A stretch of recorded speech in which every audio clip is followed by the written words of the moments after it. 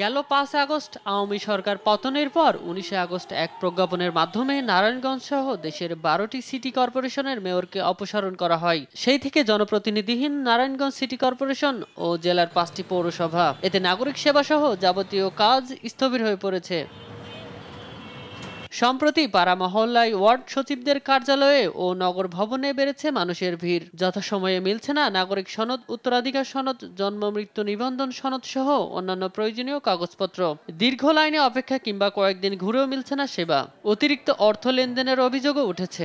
এমন ভোগান্তির জন্য ক্ষুব্ধ এলাকাবাসী। এখানে আসে যে ৩ তলাতে ৬ তলা, ৬ তলাতে ৩ তলা, আমরা আজকে ৩ দিন ধরে ঘুরতেছি। ১ তারিখ থেকে ৩ তারিখ পর্যন্ত ভাইয়া, এমনকি কাগজ এখন আমাদের হয়নি।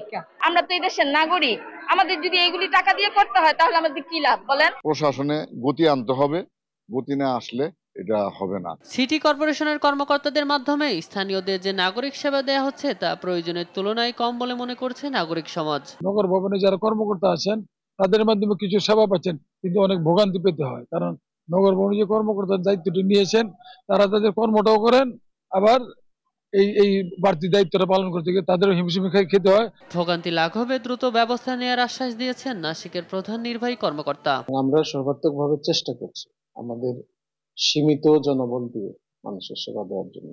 সিটি কর্পোরেশন এলাকায় নাগরিক সুবিধা নিশ্চিত করতে দ্রুত ব্যবস্থা নেবে সংশ্লিষ্ট কর্তৃপক্ষ, এমনটাই আশা স্থানীয়দের। নিউজ ডেস্ক, দেশ টিভি।